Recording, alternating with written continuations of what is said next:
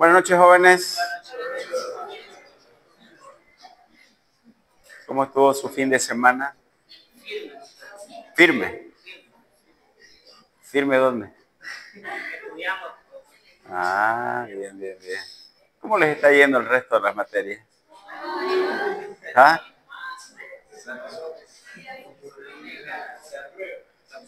¿Se aprueba?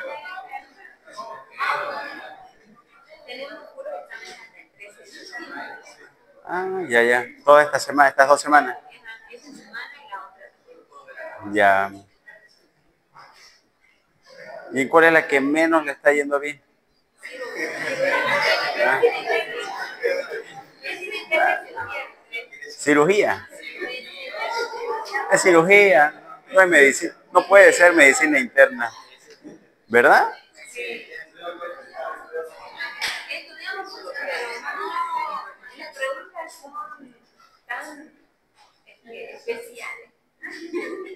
¿Qué les parece difícil de esta materia? ¿Ah? Los casos clínicos.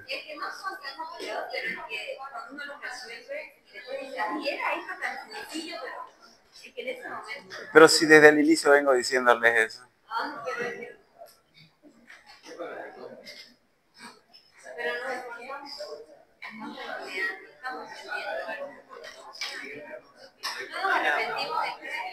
¿Y en la práctica?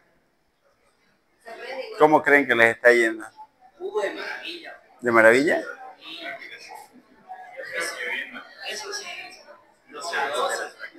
¿Sí? ¿Les gusta la práctica? Presten atención, chicos. Presten atención. No se distraigan. ¿Qué les parece la práctica?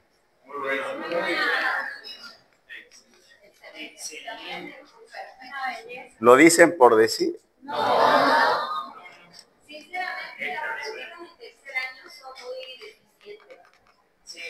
En tercero.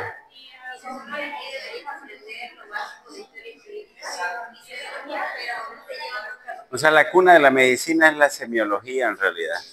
Yo creo que si no hubiese sido por semiología en mi caso, presten atención, los que deseen charlar pueden irse atrás. La semiología es la base de la clínica, realmente.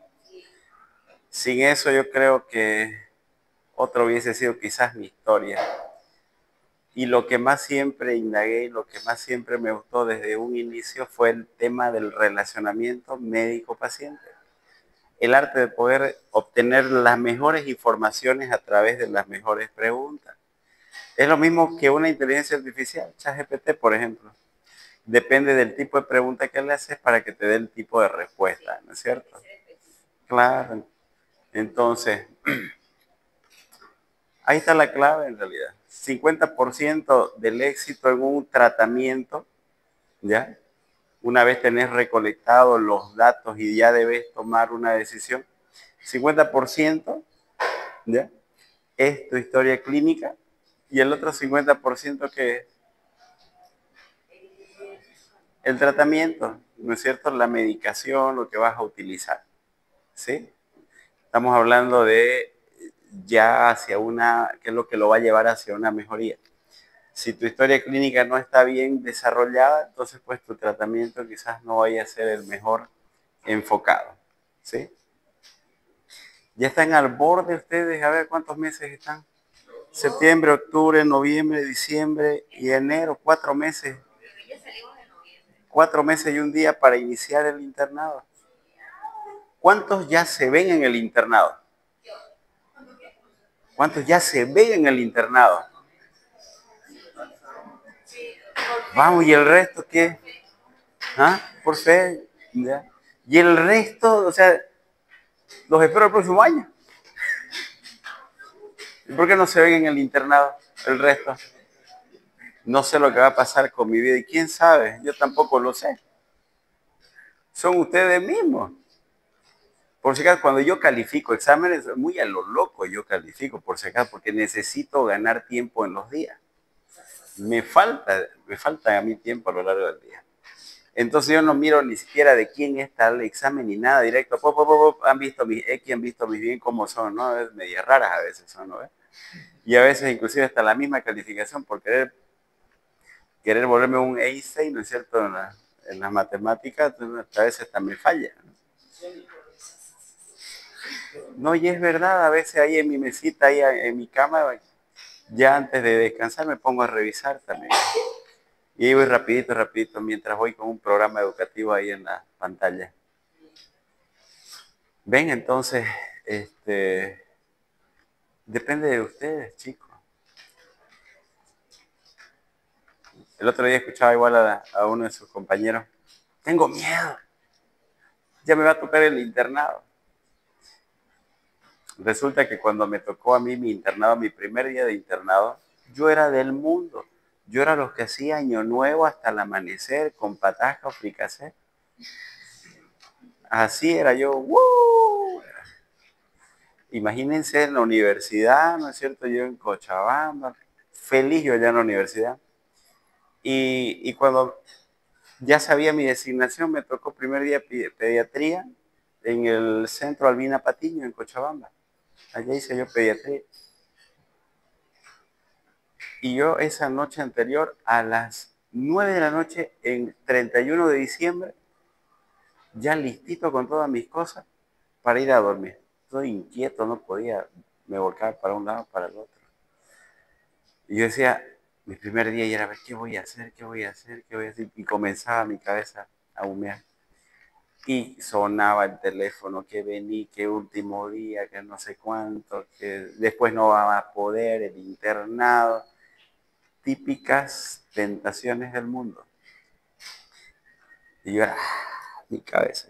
Al final me quedé y me fui a las 5 de la mañana a esperar que abran en la puerta principal del hospital Albina Patiño porque solo estaba abierta la de emergencia, no la otra puerta por donde hacen cola porque es un centro privado. Y cuando entro y digo, me presento inclusive, ¿ya?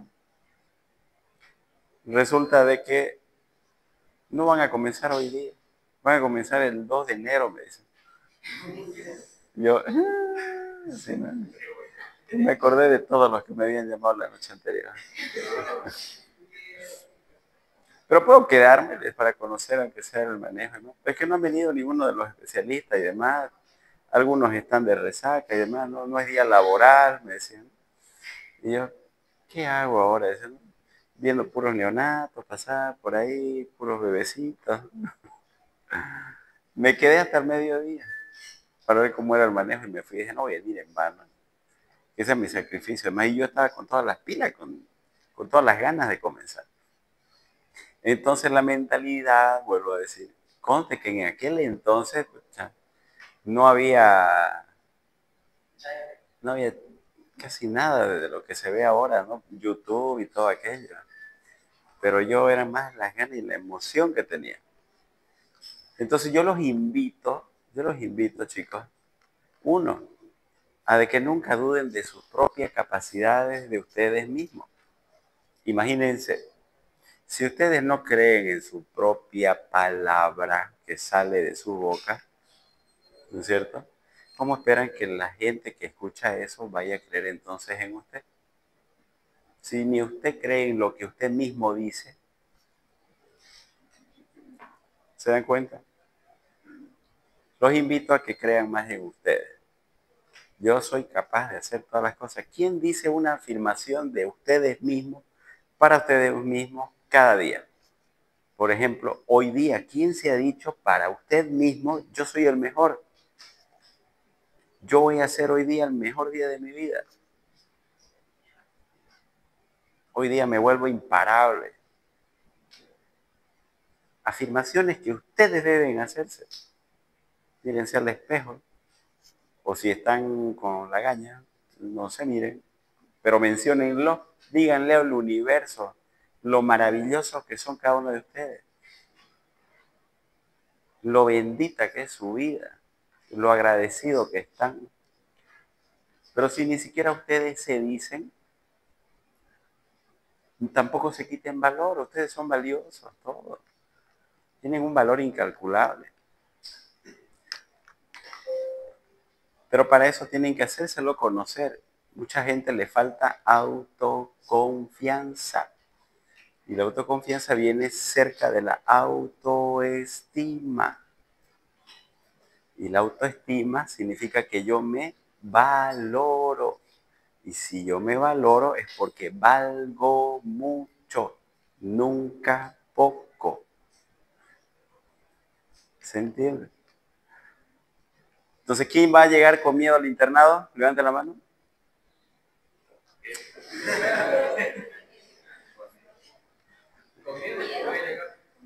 Sin miedo. Hasta en la Biblia está 2 Timoteo 1:7. ¿Qué dice la palabra? Porque Dios no nos dio un espíritu ni de cobardía, ni de temor, ni de miedo, dependiendo de la versión que ustedes lean, sino que Dios nos dio un espíritu de amor, poder y dominio propio. ¿Quién domina su propio cuerpo? ¿Ah? La persona, está bien. ¿Quién domina su propio cuerpo? Bueno, entonces, con miedo levantando las manos. El día que aprendan a dominar su propio cuerpo se van a dar cuenta las cosas que pueden ocurrir, las cosas que pueden hacer. Dejen el miedo, que el miedo no viene de arriba el miedo viene de abajo. La gente les siembra miedo, ustedes se ponen obstáculos. Y se van a acordar de mí cuando no falte alguien, que por cierto son muchos, en el internado. A los internos los tratan mal. Yo soy en contra de esa situación. Del área de cirugía, en algunos lados de la terapia intensiva, en neurocirugía, más los cirujanos. Lamento, ¿no? Por esas situaciones, temas de acoso hacia las chicas y temas de desvalorización. En los tiempos que yo hice, había un brutal racismo. Les conté la historia, ¿sí? Entonces yo era el único cambita que estaba allá, ¿no es cierto? Y que para los de allá, el que era mi propio jefe y que después fue inclusive el que él mismo me llamó para hacer la residencia, me daba durísimo. Y si no estás preparado mentalmente, eso te puede llevar al suelo.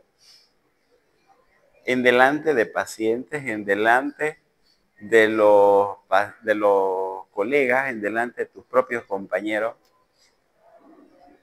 A ver, está el campita, a ver, en tu tierra son chocos, a ver, ¿dónde está tu choco? Ojos verdes, a ver, sacate tus lentes. Blanco, vos, si pareces de Punata. Alto, ¿cuánto medís, pues? Son más de 1,80. A ver, habla inglés. Ya se recordarán quién fue lo que dijo eso. Una Miss de aquí de Santa Cruz. En Santa Cruz todos son chocos, blancos, ojos verdes, altos y hablan inglés. Ya ustedes sabrán quién dijo eso de acá de Santa Cruz. ¿Se recuerdan? En el 2005. ¿Quién fue? No, no fue Jiménez. ¿Quién fue? ¿Quién? No, 2005. ¿Quién dijo? Gabriela Oviedo. Ella misma. Y así que durísimo. Y dije yo, no, aquí yo no caigo, al contrario, pon con más ganas. Hasta que al final él mismo me nombró jefe de internos, luego cuando fui residente, jefe de residente. Cuando terminé la residencia y él fue director, me llamó para trabajar al hospital. Cuando renuncié a la residencia, porque les conté que renuncié, ¿no? ¿No les conté? ¿Verdad? ¿Quieren escuchar esa historia? Es rapidito. Terminé yo la carrera de medicina y agarré mi objetivo. Yo me fui a hacer provincia y dije, yo me voy a hacer provincia, un lugar lejos donde yo haga solo las cosas. Esa fue siempre mi intención. Y agarré y me fui a Guayaramerín, ¿ya? A Guayaramerín, y yo pedí para hacer en una comunidad dentro de Guayaramerín. Y había 3 comunidades: La Esperanza, Cachuela Esperanza, Rosario del Llata y el otro, no me acuerdo qué se llama. Y agarraron y me mandaron a Rosario del Llata, que queda entre Riberalta y Guayaramerín. En el camino, 2000 habitantes, todos de choza, y solamente había, ¿qué se llama esto? Luz, luz solar nomás. O sea, nada más, digamos, nada. O sea, no había luz, digamos, nada. O sea, llegaba a 4 o 5 de la tarde y el que tenía vela, ese era el que tenía su luz. Hasta ese nivel. En el centro de salud era yo el encargado, un técnico de laboratorio de malaria y un auxiliar. Y a veces los consultorios medio oscuros y con vela, 10 de la mañana y con vela. ¿Me entiendes? Wow. Bueno, la cuestión fue que fue una aventura tremenda porque atendí casos impresionantes ahí. Partos hice en chozas, con vela, transpirando y todo. Comadres que acuchillaron a los maridos de sus comadres, ¿ya? Que acuchillaron por temas de infidelidad entre ellos, con las tripas todas salidas, llevándolo en camión yo y un suero y tapando, haciendo compresión acá, y con lluvia encima y carpa entre medio, y puras, y la tierra, y puro camino de tierra. De hecho, bueno, hay un montón de historias. Yo me fui allá con la finalidad de encontrar un puente para irme a trabajar a Brasil. Y el 31 de diciembre, cabalmente ese día, llega un brasilero que había ido al cónsul del Brasil a Guayaramerín, sin yo ser todavía médico, pero por lo que yo llevaba pacientes críticos, como que le acabo de contar. Los médicos que hacían guardia allá me dijeron: vengan a hacérmelo mis turnos, porque yo de Rosario de Llata me venía todos los días a las 4 o 5 de la tarde en flota a Guayaramerín, porque ahí es donde tenía que me alquilé un cuarto, ¿ya? Entonces yo hacía turnos, sin ser médico ya yo estaba ganando puros turnos, hacía 4 veces a la semana turnos, todas las noches, terminaba mi turno y me iba a Rosario de Llata, todos los días. Bueno, feliz yo era. Entonces, el 31 de diciembre llega este médico porque le había mordido un ratoncito y le dolía y tenía miedo que pase algo. Y ahí fue donde yo hablé con él, porque ese día se abrió la puerta, dije yo. Yo fui con esa intención y ese día llegó el brasilero y yo le dije: yo quiero irme a trabajar allá a Brasil. E ele agarrou e me falou: e aí, negão, bora lá trabalhar lá no Brasil. Só que da fronteira para frente, 5 horas mais para frente, é onde eu moro, lá no Humaitá. Entonces se llamaba el lugar Humaitá. Y me decía él: vámonos, negro, para allá, me decía. Pero ahora yo ya no lo conozco, ni sé el idioma y quiere que me vaya y con él, o sea, ni idea, ¿no? Entonces me lo dio su contacto. Yo me puse feliz. Y desde allá agarré y me vine acá a Santa Cruz y lo saqué rapidito mi diploma académico. Hasta febrero ya yo lo tenía mi diploma académico. Rapidísimo, él solo necesitaba eso. Y agarró él, yo lo llamaba, para no perder contacto, lo llamaba día por medio, a través de un amigo que era brasilero de acá, de Santa Cruz. Yo no hablaba directo con él porque no le entendía lo que hablaba.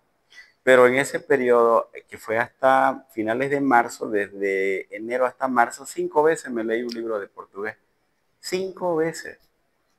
Yo era emocionado, quería irme como sea. Bueno, al final él me dijo: sí, ya que se venga y demás. Y me dio todas las coordenadas, ¿ya?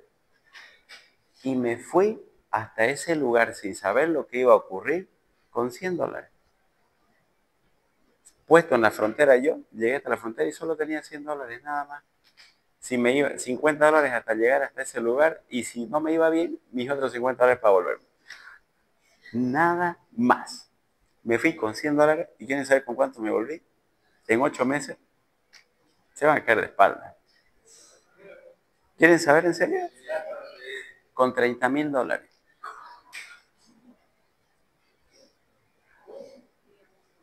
Fue en aquel entonces cuando en Brasil 4, 50 equivalía a un real. Ahorita está en 2 y dicen que está mal la situación y demás. O sea, significaba que convenía ganar en real y cambiarlo a boliviano. Entonces para mí fue excelente. Entonces fue toda una odisea, ocurrieron muchísimas cosas allá y en 8 meses que estuve allá, eso fue lo que gané. Me vine acá porque comenzaron a haber elecciones para gobernador, allá gobernador es el alcalde, ¿ya? Y eran 5 centros de salud y un hospital general. Éramos 2 bolivianos, un chileno, un peruano y un cubano, cada uno en un centro de salud. Y aparte en el hospital general hacíamos rodicios de 12 horas. Todos los días éramos nosotros ahí y nos llamaban a otros pueblos y entonces sí, así éramos. Y se ganaba muy bien. Imagínense en ese entonces, eran en un solo lado 15.000 reales. Multipliquen eso por 4. Y me quedé en la casa de este médico. Este médico me dejó su sello y se fue para Ceará. Y se fue 3 meses y medio. Aquí está mi sello, veo lo que hace. Y me presentó y me dejó a cargo de su centro de San Francisco, que se llamaba inclusive. Muy buena gente, muy buena gente. Y médico internista, ¿no? Bueno, el tema es de que yo ganaba tan bien y me vine con buen dineral, ¿ya? Pero yo era del mundo. Yo era que me gustaban las fiestas. Y agarré cuando iba a haber elecciones para gobernador, me fui a otro pueblo en barco. Imagínense un barco donde hay full parlantes arriba, donde hay un montón de duchas, sillas, piscina, todos se clavan ahí. 2 días en barco. Uy, yo era pero chocho ahí. Feliz. Lo que menos quería era estar consciente en ese entonces. Así era yo cuando era en el mundo. ¿Sí? Y estaba además con buen dinero. Imagínense. Cuando voy allá, la cosa no estaba tan bien, entonces agarré, ya me vine otra vez acá a Bolivia. No, tranquilo, no pasa nada. Llegué en noviembre. Y en noviembre mi madre me dice, ¿por qué no haces tu especialidad y después te vas con tu especialidad de nuevo a Brasil? No, que no sé qué, voy a esperar que pasen las elecciones y me voy a ir nomás. No, no vas a perder nada. Igual dalo, me decía. Ya agarré y me fui hasta La Paz, en avión para un lado, para el otro lado, a sacar con calma mi matrícula profesional, volver a Cochabamba, mi reencuentro con amigos, así. Se me pasó todo noviembre, diciembre, llegué 2 días antes que Navidad. Y me compré 15.000 preguntas, que era el banco de preguntas donde salían el examen de la residencia. El examen de la residencia era la primer viernes, viernes del mes de febrero, que colindaba el inicio de carnaval. Aquí no es cierto, es sábado, domingo, lunes, martes. Bueno, la cuestión fue de que me preparé, le habré dado una leída y media. No alcancé a dos leídas de todo eso. 15.000 es hartísimo y memorizártela a las 15.000 mucho más. Entonces, agarré y me postulé.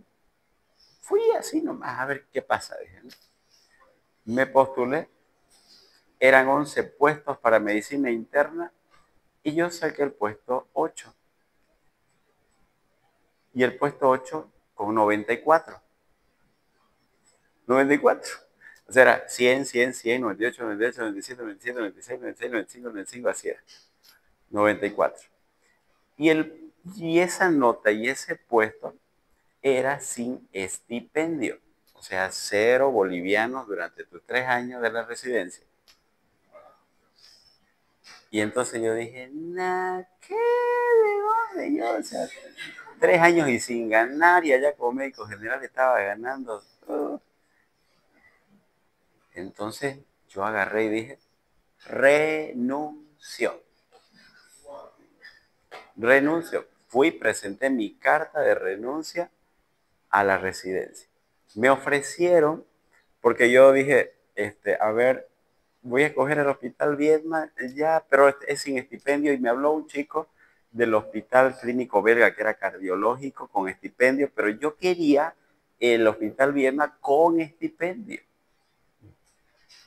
porque era hospital de batalla, yo me iba a lo que era de batalla, sí.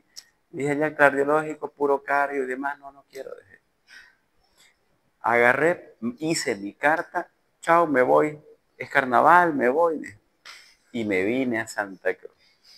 Primer día carnaval, segundo día carnaval, con mi comparsa. El tercer día de carnaval me volví padrino de banda. Ya ustedes saben cuánto cuesta una banda en carnaval para toda la comparsa. Padrino de bebidas para toda la comparsa. O sea, un derroche de plata, no se imaginan cuánto fue. En un solo día. En un solo día. No, yo agarro, termina el carnaval y agarro y llamo allá a otro contacto y me vuelvo. Esa era mi idea. Pasó el carnaval, miércoles. No, que estamos en problemas, que no se puede, no, que están viendo solamente contratar a los que tienen CRM. No, que a unos 5 lugares todos cerrados. Eso fue miércoles, jueves. ¿Y ahora qué hago? Que yo estaba con bebé chiquito. ¿Y ahora? No conozco a nadie acá en Santa Cruz. ¿Qué voy a hacer? No, llámenos en 6 meses, me decían. Vuelva a hacer, espérese. Así, y un montón de trabas, no había nada. ¡Wow! ¿Qué hago? En cuenta de mí entró una chica que había salido de la Univalle de ese viernes y el día viernes recibo una llamada y era triste, viernes al mediodía. Bien me acuerdo. Me llaman de posgrado y me dice, doctor, quiero comentarle una cosa y hacerle una propuesta. Sí, dígamelo, yo ni lo conocía. La persona que entró en su lugar renunció porque no aguantó una semana la residencia. Dijo que no puede, que es muy pesado. Ay, ay, qué macana. Bueno, ni modo, ya yo le dejé mi carta, todavía le dije. Así le dije. Y me dice, mire doctor, le voy a decir lo siguiente. Usted lo conoce al doctor Zurita, ¿no? Claro, le digo. Él fue de semiología, de cuarto año, del internado, de la residencia, de la campaña de marcapasos que le he contado también, que yo no me venía aquí a Santa Cruz, me quedaba allá para hacer la selección de pacientes con marcapasos de donaciones americanas. Y el doctor Zurita me dijo que le proponga nuevamente a usted si no quiere reconsiderar tomarla la residencia para el Hospital Bien. Porque esa fue mi cuna, el Hospital Bien. Entonces yo dije, que lo reconsidere. Todavía la pensé. Y yo dije, 2 veces es por algo. Y agarré y dije, está bien, lo voy a aceptar. Y así fue que me incorporé día lunes ya a la residencia. No sé si ha habido otro caso parecido en el que les haya dado el lujo de renunciar, que lo llamen y entrar ya. Y a pesar de que no era lo correcto, ¿no? Porque debía ser por prelación de nota al que sigue, ¿no? Imagínense. Wow. Entonces chicos, no hagan esas cosas que yo hice.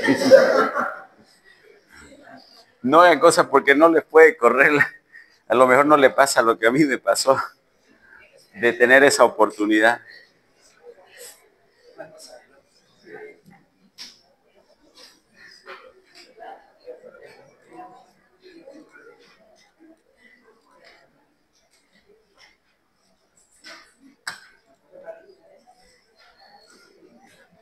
Bueno, ya les he contado ahí algo, ¿ya?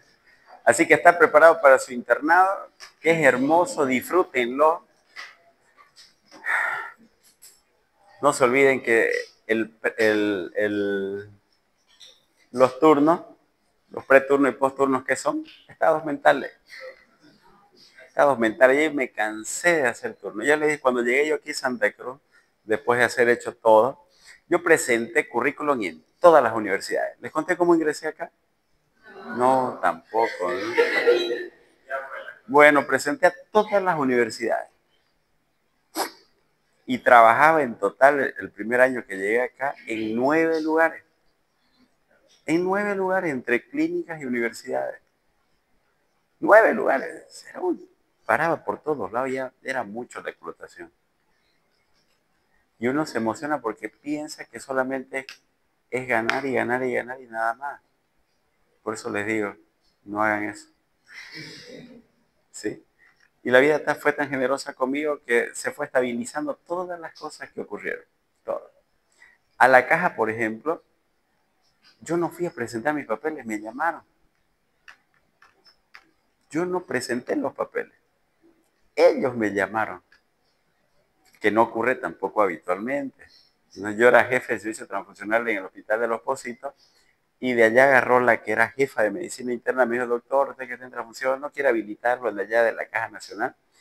Ya, le entrégamelo a su currículum. Se lo di a ella y ella fue la que lo llevó a la caja. Yo ni lo creía, incluso yo dije, me van a llamar a ver alguna entrevista. Y después de un mes y medio yo agarro y, doctora, ¿en qué quedó eso? ¿No? Ah, vaya y búsquelo al doctor Romero. Me dice, voy y lo busco. Doctor, ¿dónde se ha perdido? Yo pensé que ya no quería trabajar con nosotros. Vaya a firmar su contrato.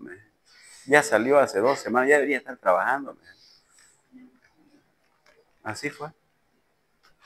Y acá, igual de la misma forma, estaba en la gestión el doctor Dorado, me acuerdo. Vine, me presenté con él. No hay espacio, no hay nada acá, difícil. Y además yo era nuevito, ¿no? 2014, 2015, 2014 comencé acá. No podemos, pero se lo dejo igual mi currículum. No, no hay espacio, no hay concurso, no hay nada, no se puede. De todas maneras se lo dejo por acá. No llévelo nomás. Se lo dejo en este otro lado.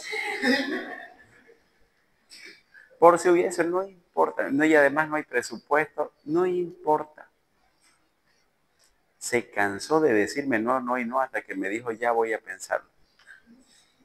Y agarré yo era llamándolo y llamándolo. Eso fue el 2000, inicio del 2014 fue cuando me vine acá. No, fue mediados del 2014. Sí. Y después de 2, 3 meses agarra y me llama. Mira, Marcelo, me dice. Ha habido un exceso en la cantidad de estudiantes en la materia de semiología. Estaba un médico cardiólogo antes, un viejito, no me acuerdo su apellido, que daba semiología. Un mayorcito, parecía chinito en semiología, que ya ahorita es jubilado. Y estaba con 200 estudiantes, solamente él. Rebalsaba el aula y por afuera todavía eran escuchados y él era acá. Ya yo doy semiología. Feliz me puse a preparar todo. Y después cuando ya iba a venir a la primera clase de semio, me dice, no, necesitamos para medicina interna, renunció fulano de tal y queremos que vos lo des. Ya había pasado 4 meses, pero y no habían pasado ni una clase ni nada. Entonces, uy, ni modo. Eran 100, creo que llenito. Y comencé ese día. Sin pago, sin nada, gratis, total, colapso total en el hospital, lleningo de estudiantes. Estuve 1 año y medio.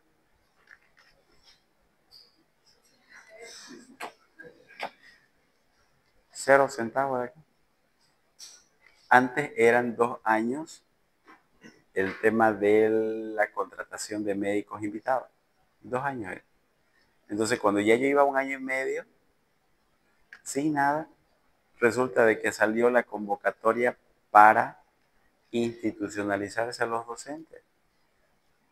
Y entonces fue el año que entró el doctor Anzuategui, fue el año que ingresó mi persona y el doctor Grover Aguilar. Los 3. Así fue. Entonces persistan, insistan y van a conseguir. ¿Se entiende? Y mejor no les cuento otro día mejor cómo fue el examen de defensa frente al doctor Saavedra. ¿Verdad? Sí, ya en otra ocasión les cuento eso porque también fue otra historia. ¿Ah? Esa fue muy buena, pero no se salió con la suya. No se salió. Conmigo no pudo. No pudo.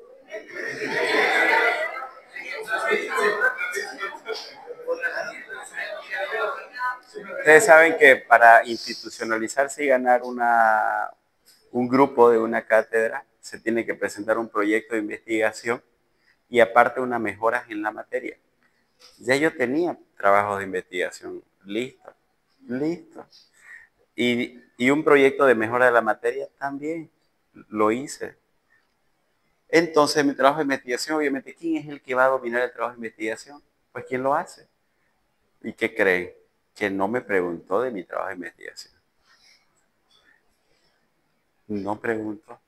Se puso a preguntar otras cosas relacionadas tanto a la cátedra, a educación superior y relacionadas a otros temas de medicina interna, relacionadas con la educación. Había una pizarra, estaba el doctor Dorado, estaba el centro de estudiantes, estaba la licenciada que falleció, la doctora Norma. Licenciada Norma, ¿la conocieron ustedes? Normita. ¿Qué era? Verástegui, creo que era. La licenciada Norma, bueno, no me acuerdo ahorita su apellido. Estaban toditos, habían unos 15 y este era grabado inclusive. Y era el que más preguntaba de todo. Agarré, ya me cansé ya porque era, en una pregunta salían 5 subpreguntas. ¿Me entiendes?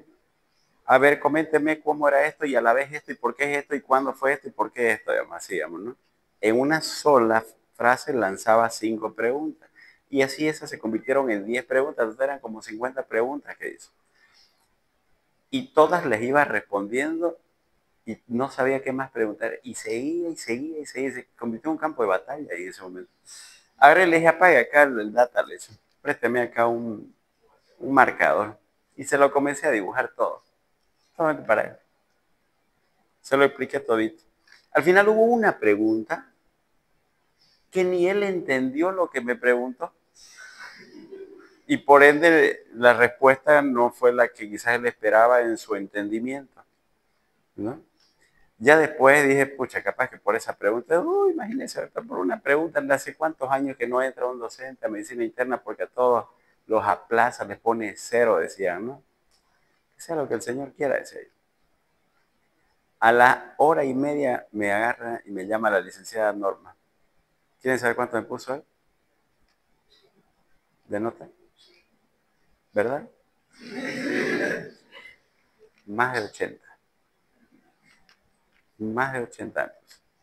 Solo él, porque otros más evaluaron y se subió, ¿no? Pero todos eran asombrados porque nadie aprobaba así. Al doctor Anzuategui no le hicieron eso, era presidente que estaba en el colegio médico y todo eso.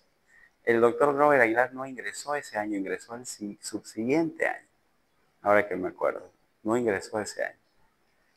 Otro que ingresó ese año fue el doctor Quiroga, Iván Quiroga también, ¿no? Entonces, para todos examen de competencia, ahora, bueno, ¿cuántos años que no hay examen de competencia, no? Varios años. Por eso le digo, entonces ya de ahí la cosa fue ya fluyendo mucho mejor. Bueno, mucho de mi vida, ¿ya? Pero tómenlo como ejemplo las cosas que han visto positivas. El resto de lo que le dije del barco, olvídenlo, ¿ya? Bueno, vamos a hablar de la suprarrenal. Esto es cortito y es fácil además. Cuando hablamos de la suprarrenal estamos hablando de estas dos glandulitas, ¿no es cierto?, que parecen sombreritos que están en los polos superiores de ambos riñones, pero que tiene una función tremendamente importante. Ustedes ya saben que se divide en una zona que es la externa, que es la corteza, y un centro que es la médula. La corteza tiene 3 capas, una capa glomerular, que es la más externa, una capa media fascicular y una más interna, que es la reticular. La zona glomerular se encarga de la producción de mineralocorticoides y entre esos está relacionada la aldosterona en relación al metabolismo tanto del agua, del sodio y las regulaciones del potasio. La zona fascicular es la que producen los glucocorticoides y entre ellos el principal, el cortisol, y es del que más vamos a hablar en esta ocasión. Y el cortisol ya habíamos dicho que tiene un eje hipotálamo hipoficiario glandular que se inicia a partir inclusive de las neuronas paraventriculares, donde se comienza a producir la corticotropina o hormona liberadora de corticotropina. Y en la hipófisis ya la adrenocorticotropina es la que se produce para ir a estimular específicamente a la zona fascicular para la producción de glucocorticoides y entre ellos el cortisol. Y una zona más interna que es la zona reticular, que es la encargada de producir los andrógenos, ¿ya? Y más hacia la parte interna está la médula suprarrenal, que se encarga de producir la adrenalina y noradrenalina, ¿ya? Entonces, en resumidas cuentas, todo lo que es la zona externa o la corteza está relacionado a las regulaciones de los líquidos, presión arterial, osmolaridad, sodio y potasio. ¿Listo? Y la zona medular está relacionada con el sistema de alerta también, con el sistema de peligro de nuestro cuerpo, por la producción de adrenalina y noradrenalina. Y cuando hablamos de la zona fascicular, con la producción de glucocorticoides y el cortisol también, que es la hormona catabólica por excelencia, que se libera en situaciones también de estrés, ¿no? Muy bien. Sabiendo eso, entonces, cuando hablamos de la hiperproducción de cortisol, significa el aumento en la estimulación de la zona fascicular productora de glucocorticoides, ya estamos hablando de una enfermedad que es el síndrome de Cushing, la hiperproducción de glucocorticoides, vale decir, de cortisol. Es más frecuente en personas con diabetes tipo 2, hipertensión arterial. Hay una incidencia bajísima de 0,7 a 2,4 casos por millón de habitantes. Más frecuencia es en mujeres. Y cuando hablamos de la hiperproducción de glucocorticoides y nos recordamos el eje hipotálamo hipoficiario, ¿ya? Tenemos dos sectores, ¿ya? Que lo tenemos que diferenciar bien. Los que son corticotropina dependientes significan que vienen del eje hipotálamo hipoficiario glandular. Y los que son corticotropina independientes significa que no dependen del eje hipotálamo hipoficiario. Uno es corticotropina dependiente y otro es corticotropina independiente. ¿Independiente de quién? Vuelvo a decir, del eje hipotálamo hipoficiario. ¿Ya? Entonces, cuando hablamos de corticotropina dependiente, entonces aquí están la enfermedad de Cushing, están los síndromes también de corticotropinas ectópicos y los corticotropina independientes.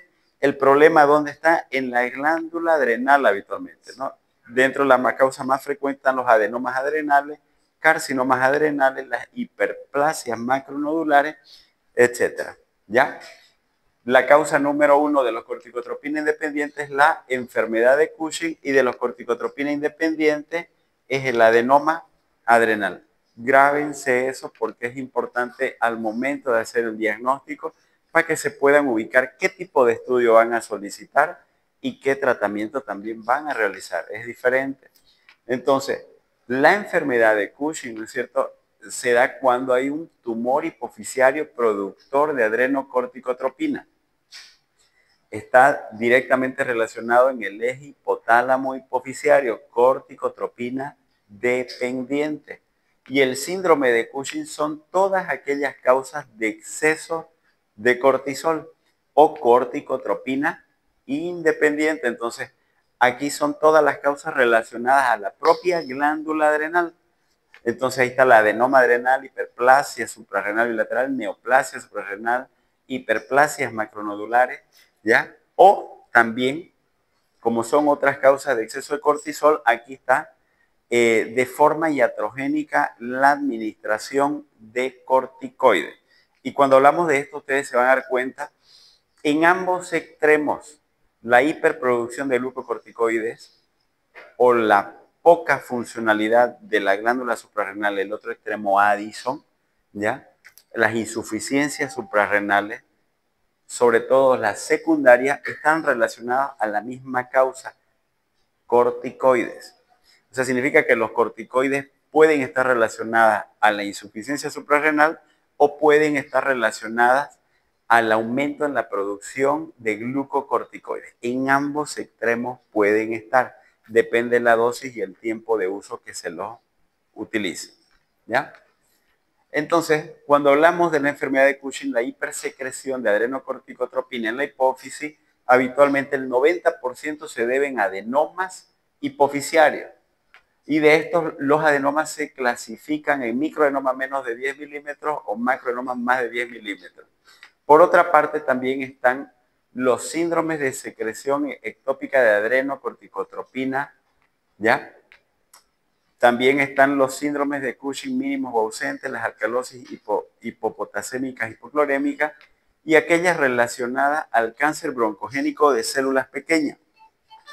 Todo aquello que no está relacionado al eje hipotálamo hipofisiario, ya habíamos dicho que son independientes. Entonces, todas estas situaciones son independientes de qué? Del eje hipotálamo hipofisiario.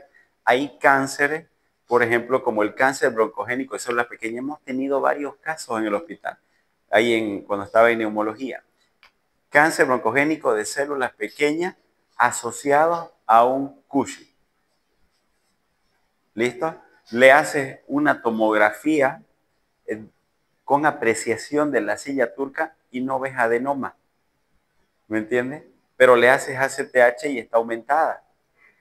Le haces cortisol y está aumentado. Entonces, ahí hay alta la probabilidad más bien de que sea ectópico.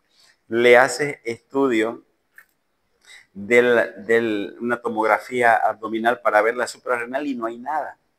¿Me entiendes? Le haces de ambos lados y no hay nada, entonces lo más probable es que sea ectópico. ¿Listo?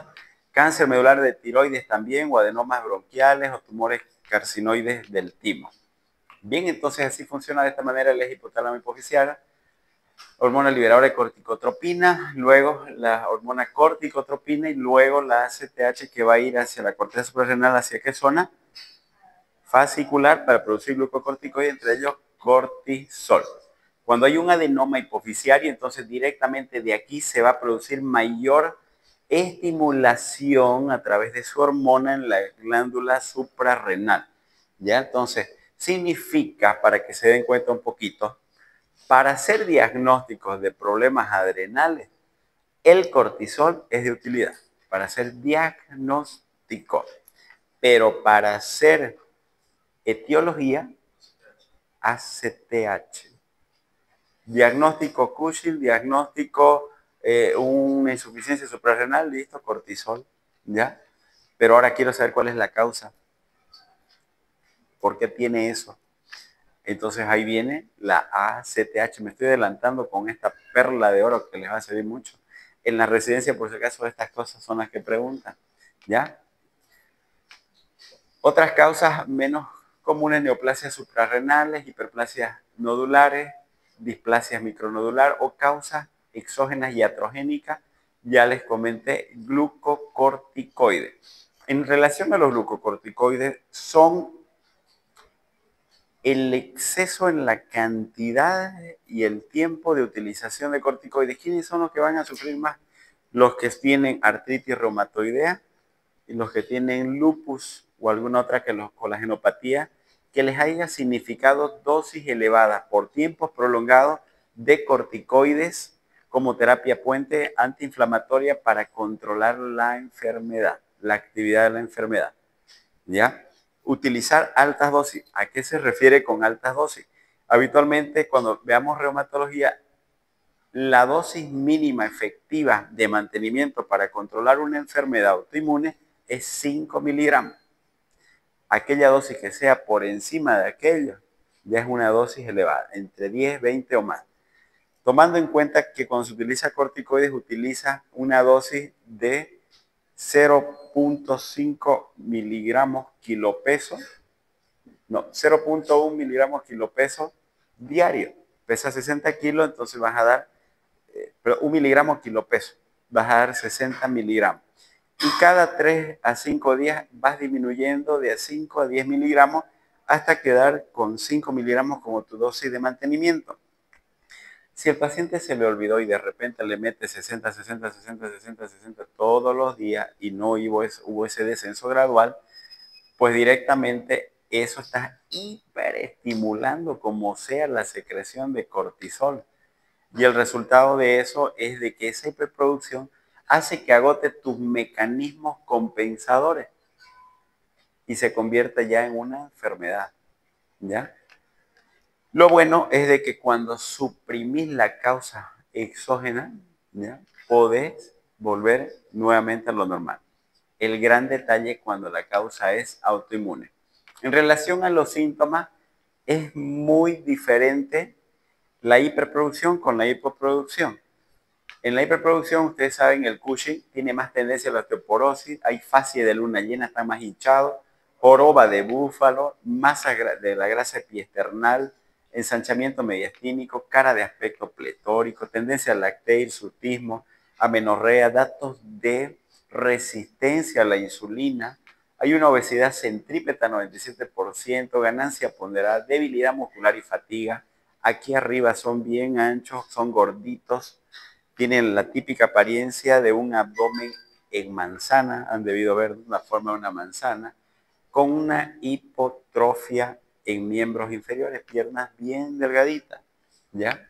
Son hipertensos por exceso de corticoides, hirsutismo, amenorrea, estrías cutáneas violáceas, alteraciones de personalidad, quimos y miopatía proximal, tiene más tendencia a caerse, fracturas, osteoporosis, poliuria, polidipsia, tendencia a hacer no solamente resistencia a la insulina, sino que desarrollan también diabetes mellitus, ¿no? Entonces esta es la apariencia física habitualmente de un paciente que tiene Cushing. ¿Listo?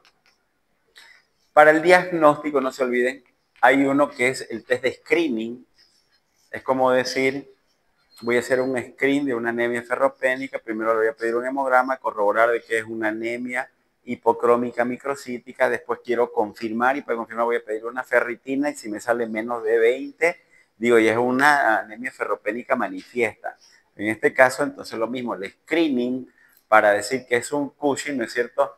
Es el test de Nugget, que es simplemente darle dexametasona 1 miligramo nocturno y al otro día se le toma la muestra. Tienes tres opciones en realidad. O hacerlo en orina de 24 horas, o hacerlo en saliva, o hacerlo sérico directamente. ¿Ya? Si lo haces bajo una cortisoluria, recolección de 24 horas, ¿ya? ¿Qué va a ocurrir? Con esta cantidad de corticoides, en un paciente que tiene hiperproducción, pues va a liberar mayor cantidad, va a expulsar mayor cantidad de cortisol, entonces vas a tener de 100 a 150, o si es en saliva, mayor a 0.33 en sugestivo. Cuando es mayor a 0.55 alcanza mayor especificidad. Entonces, ¿qué significa con esto? Con este test de Nugget yo tengo ya la sospecha. Entonces lo más probable es que sea un Cushing, yo digo. Pero ahora quiero confirmar que es un Cushing. Para confirmar, entonces aquí es el test de Lidl. Ya no le voy a dar 1 miligramo, sino que le doy o 2 miligramos en una sola dosis nocturna, o puedo darle 0,5 miligramos cada 6 horas. ¿Ya?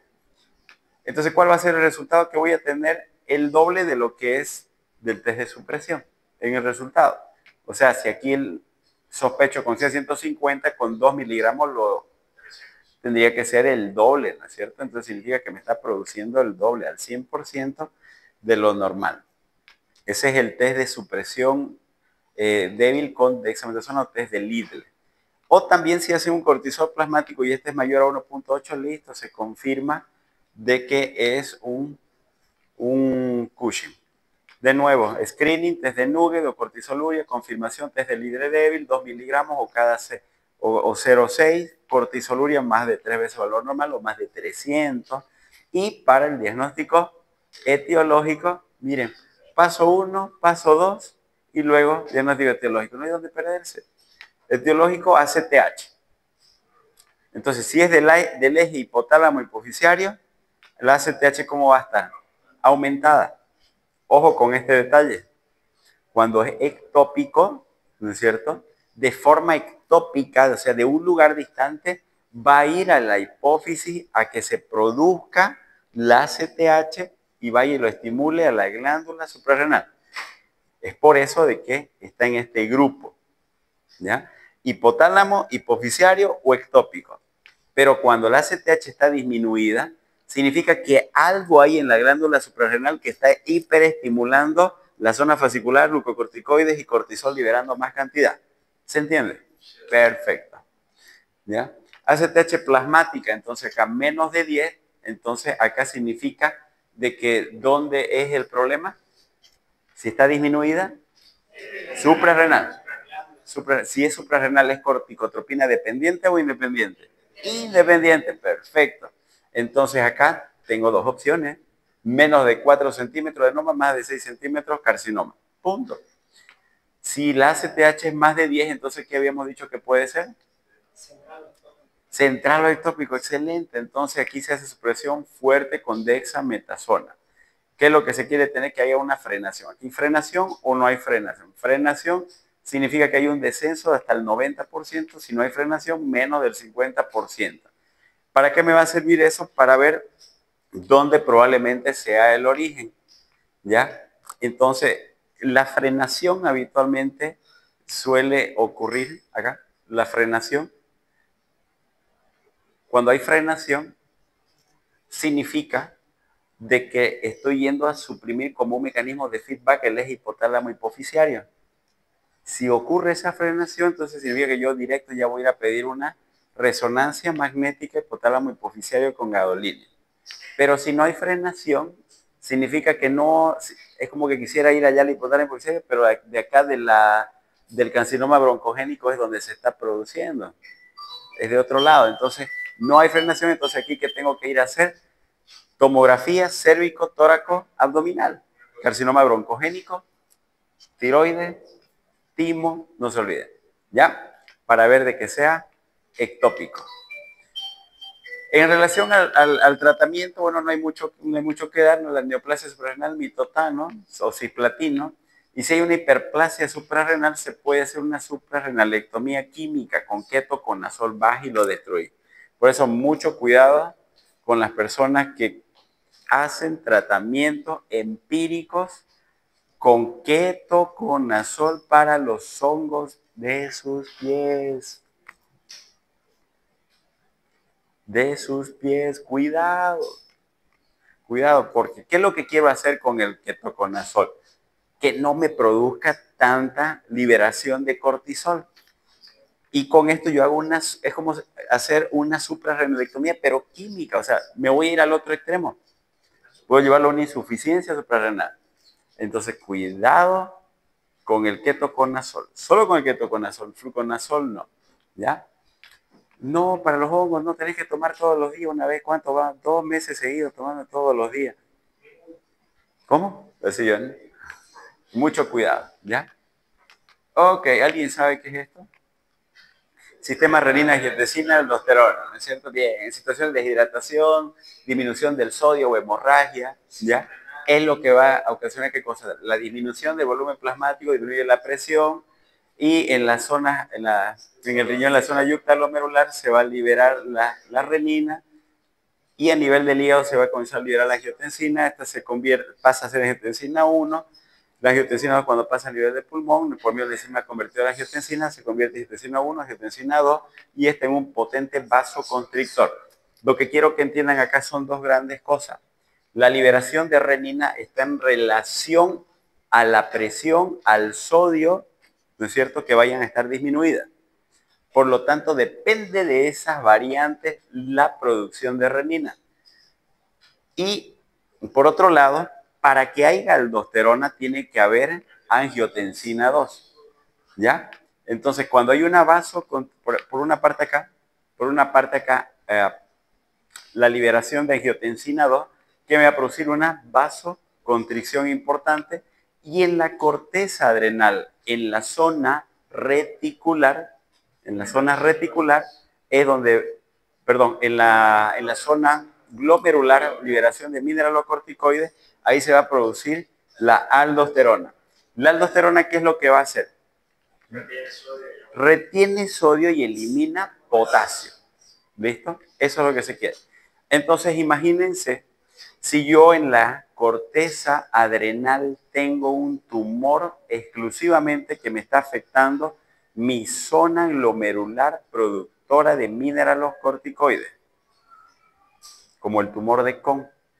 Entonces, ¿qué es lo que va a ocurrir ahí? Un hipertensión. hiperaldosteronismo. Y eso se va a manifestar con ¿qué dato clínico entonces? Si voy a liberar tanto, voy a expulsar tanto potasio, entonces con una hipocalemia. Entonces significa que yo puedo tener un hiperaldosteronismo primario relacionado a un tumor o un hiperaldosteronismo secundario. ¿Secundario a qué? A todo este proceso de liberación por un aumento en la presión arterial. Por eso, una de las causas de hipertensión arterial es el hiperaldosteronismo. Ya, entonces, dos cosas que diferenciar acá, no se vayan a olvidar. Por eso es que les venía a hablar ahora acá del famoso síndrome de Cohn. Y el síndrome de Cohn, ¿qué es lo que va a ocasionar? Un hiperaldosteronismo. Entonces tenemos el hiperaldosteronismo primario y secundario. En el primario está en la glándula suprarrenal, la adenoma suprarrenal más frecuente en mujeres 30 a 50 años. Como viene después de la ya producción de renina, ¿ya? Significa que este hiperaldosteronismo primario por la producción del tumor adrenal no tiene relación con la renina. ¿Sí? Entonces aquí hay una disminución de la renina plasmática. No se vayan a olvidar esto. Estos pacientes son hipertensos diastólicos, tienen cefalea, debilidad muscular, poliuria, polidipsia, pero no tienen edemas. En cambio, el hiperaldosteronismo secundario va a estar relacionado con ¿qué cosa? Con la volemia y la presión arterial como tal. Por lo tanto, voy a tener acá un aumento de la renina plasmática y el aumento de la renina de forma secundaria me va a aumentar la aldosterona. ¿Ya? En ambas situaciones puedo tener hipocalemia. ¿En cuál de las dos situaciones creen que va a haber más hipocalemia? En esta de acá. ¿Ya? Estos sí van a tener mayor tendencia a realizar edemas. ¿Listo? Ok. Entonces, ¿cuál va a ser el tratamiento en realidad del hiperaldosteronismo? Restricciones de sodio, por una parte. Y por otra parte, como hacen hipocalemias, ¿ya? En el hiperaldosteronismo primario, entonces debo dar de forma profiláctica la espironolactona o si se encuentra, que es mucho mejor, la eplerenona, 25 a 50 miligramos diarios. Estos pacientes terminan en suprarrenalectomía, ¿ya? Entonces, ya les comenté, hiperaldosteronismo primario, hiperaldosteronismo secundario, les voy a preguntar eso en el examen. ¿Cómo está la renina en cada caso? ¿Y por qué se aumenta o se disminuye en ambas situaciones? Les estoy diciendo la pregunta. Y no me van a responder, que es lo peor. Acá está, ¿no? Acá está la. No. Hay una relación entre el aumento de la aldosterona y la lesión vascular. No se olviden que cuando aumenta la aldosterona también aumenta la angiotensina 2 y estos van a condicionar mayor hipertrofia ventricular izquierda, mayor albuminuria por mayor impacto a nivel renal, tendencia a los accidentes cerebrovasculares y terminan estos pacientes teniendo insuficiencia cardíaca. Cuando ya es un grado 3, grado 4, no se olviden que el determinante para utilizar antagonistas receptores de mineralocorticoides como la eplerenona o la espironolactona como ahorrador de potasio, ¿cuál es la razón principal a nivel cardíaco? ¿Disminución de qué? El remodelado está relacionado a los YECA, dosis antirremodelado ventricular, pero con la espironolactona están relacionados para prevenir la fibrosis subendocárdica. Fibrosis subendocárdica. La dosis es de 25 miligramos diarios. Y el otro extremo es la enfermedad de Addison, que vendría a ser entonces la disminución en la producción de glucocorticoides. Vale decir, insuficiencia para producir adecuada cantidad de glucocorticoides. Entonces hablamos de insuficiencias suprarrenales, que pueden ser primarias o secundarias. ¿Dónde creen que está el problema cuando es primaria? En la propia glándula. Se comienza a destruir y cuando se destruye por desconocimiento de la propia glándula y es de forma autoinmune, se llama enfermedad de Addison. Enfermedad de Addison, incapacidad de la suprarrenal para elaborar hormona en cantidades adecuadas. Puede ser raro a cualquier edad y en cualquier sexo. En cambio, la secundaria Formación o liberación inadecuada de ACTH común por terapias igual con esteroides, como les mencioné, iatrogénica.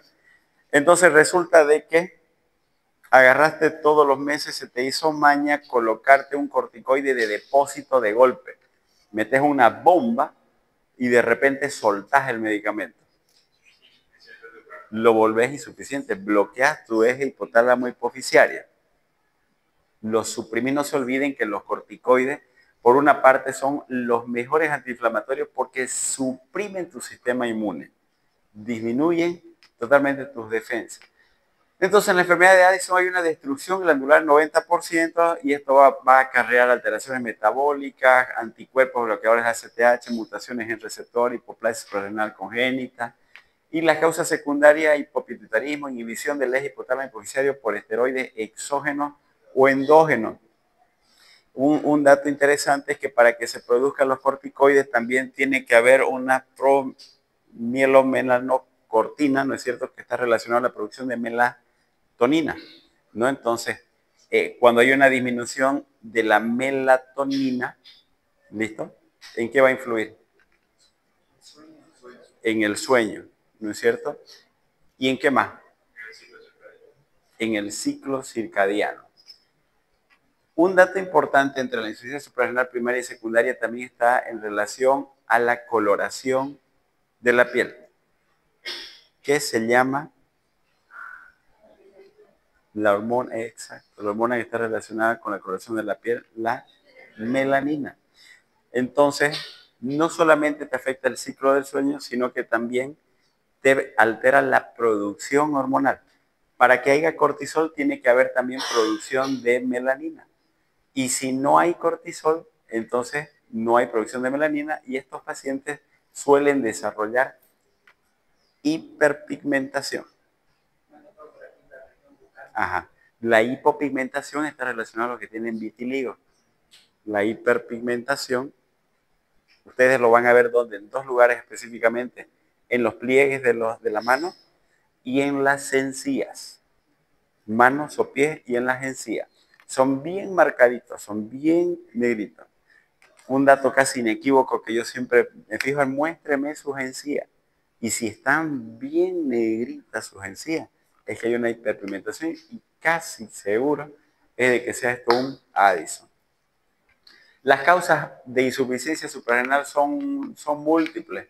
Miren, el Addison habíamos dicho que están relacionadas con otras enfermedades autoinmunes. Hoy día, por ejemplo, con algunos de sus compañeros hemos visto un hipotiroidismo de Hashimoto en el hospital.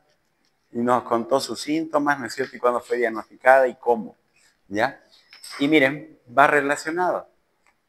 Vimos si intentamos buscar, ¿no?, para ver si había relacionado con anemia perniciosa, si estaba relacionado con insuficiencia suprarrenal, para ver si estaba relacionado con diabetes tipo 1. No tenía la señora, 34 años, ¿no? Miren con qué se asocia: Hashimoto, diabetes tipo 1, anemia perniciosa, vitiligo, son parte de los síndromes poliglandulares autoinmunes. Tienen que buscar, ¿ya? Donde vean una enfermedad autoinmune, busquen otra. Hay otras enfermedades como el VIH también, o el citomegalovirus, la tuberculosis, cuando hay una afectación de la suprarrenal con destrucción, también la cándida o la histoplasmosis, pero son mucho más raras. Cuando hay insuficiencia suprarrenal,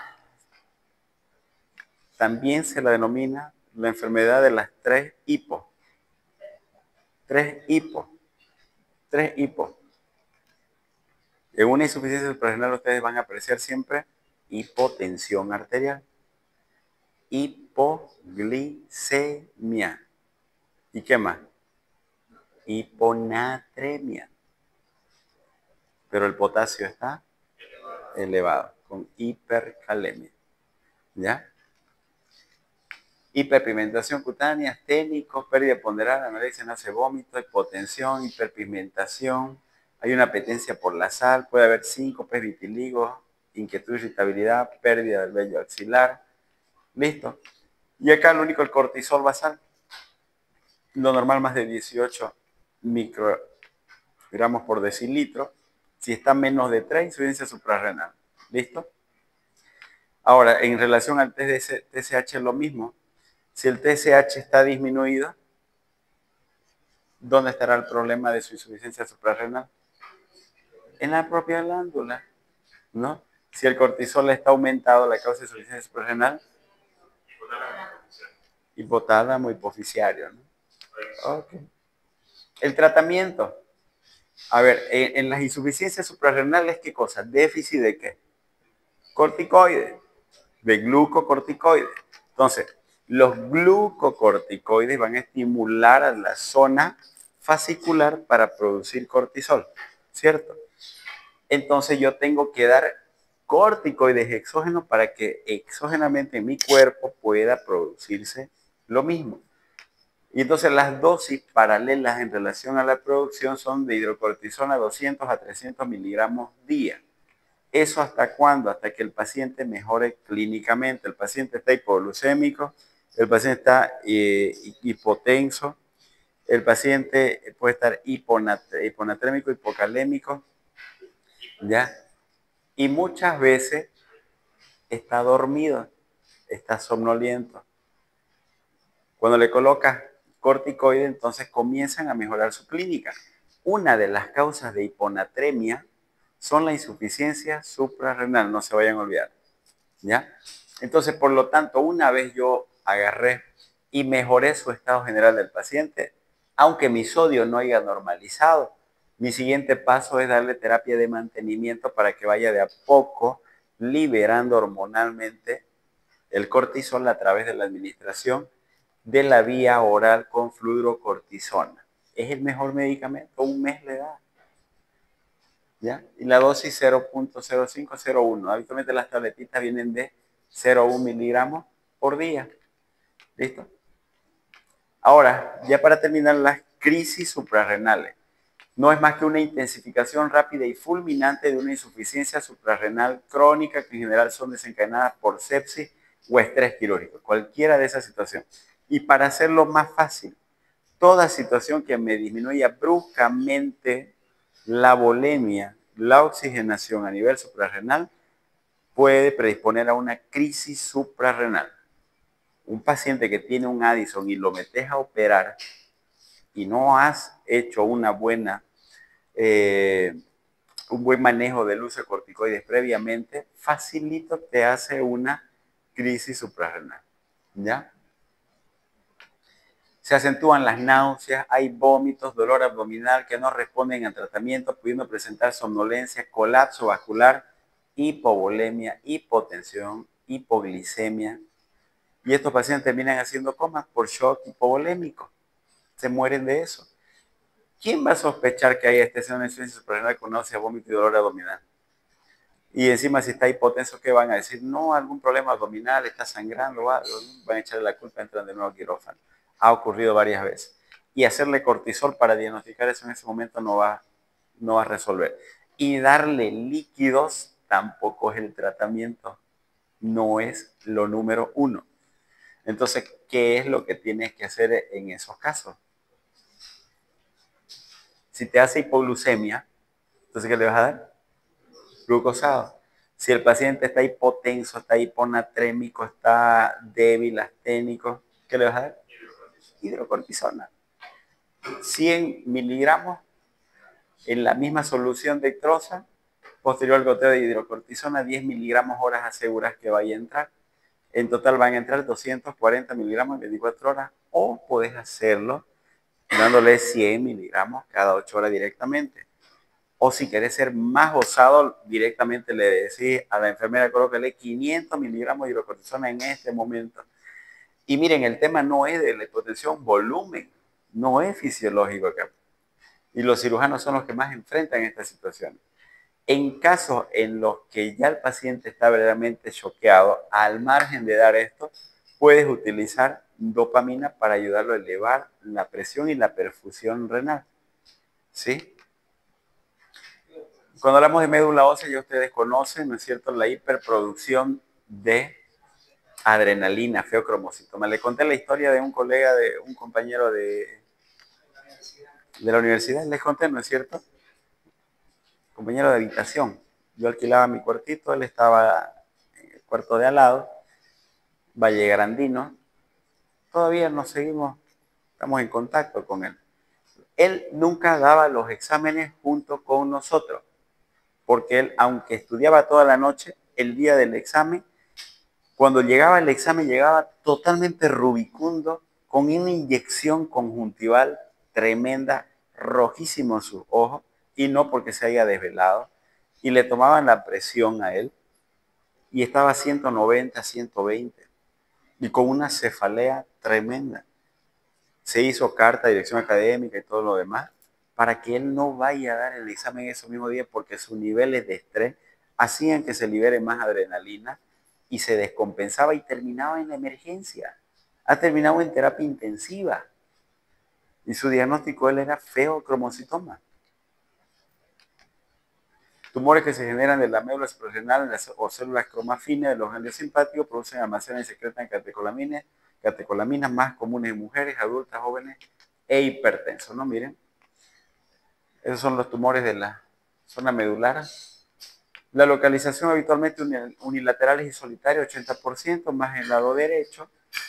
Suelen ser benignos 90% y se encargan pues de liberar más cantidad de adrenalina y noradrenalina. Cuando son extrarrenales y están en abdomen, el 86% más suelen liberar noradrenalina. ¿Qué va a ocasionar fisiopatológicamente todo esto? Disminución de flujo sanguíneo y necrosis intratumoral. Y no solamente eso, a ver, ¿ustedes alguna vez han visto a un paciente que ha hecho paro cardíaco, le han pasado adrenalina y han visto cómo han quedado sus pulpejos de los dedos? Con necrosis. Le pasas 1 miligramo, después le pasas otro miligramo a los 10 minutos y otro, ya van 3 miligramos. Y el paciente hace, por la potente vasoconstricción, va a ser una hipoxemia tisular y hace necrosis y se quedan con su necrosis. Es casi el equivalente cuando hay quemadura, ¿no es cierto? O choques por electricidad, revientan. Lo mismo puede ocurrir acá, solo por el aumento de la secreción endógena de adrenalina. Además, se van a secretar otros péptidos o piezas endógenos, adrenomedulina, endotelina, eritropoyetina, proteínas relacionadas con hormonas paratiroideas, neuropéptidos, etc. ¿Qué es lo que van a tener estos? Miren, así se van a manifestar. Hipertensión arterial sostenida o crisis hipertensiva. ¿Ya? Entonces, o hacen edemas agudos de pulmón hipertensivos, etc. Para el diagnóstico, bueno, dosifiquen ácido vanilil mandélico y si este es mayor a 7 miligramos, bueno, entonces está confirmado el diagnóstico, ¿no? O si tienen catecolaminas libres mayor a 150 microgramos o adrenalina como tal mayor a 50 microgramos, el diagnóstico está establecido. De todos estos, ¿cuál es el que más se utiliza? Ácido vanilil mandélico. El diagnóstico, bueno, una imagen de tomografía o resonancia, tomografía por emisión de positrones, gamografía con radiofrecuencia. Estos ni se atrevan a hacer. Creo que les pregunten el examen. Para confirmar el diagnóstico de un tumor en médula sugerente de un feocromocitoma, lo ideal es realizar una punción aspirativa con aguja fina, ¿falso o verdadero? Eso, es falso. No vayan a hacer, ya saben lo que va a pasar. El tratamiento, fenoxibenzamida, prazosina, cuando está en crisis hipertensiva y está en la terapia intensiva, necesitas bajarle la presión arterial en 15 a 20 minutos. Fentolamina, ¿ya? Es el medicamento de elección. Una vez ya está controlado y por sus síntomas adicionales que tiene, están taquicárdicos, hipertensos, ya de mantenimiento, se puede dejar el propanolol. ¿Listo? El tratamiento en sí es la extirpación quirúrgica, 95%, pero a los 5 años puede tener una recidiva hasta del 10%. Es en realidad casi la regla, ¿no? En el 10% de los casos. Eso. Muy bien, jóvenes. Cortito el tema, como les dije.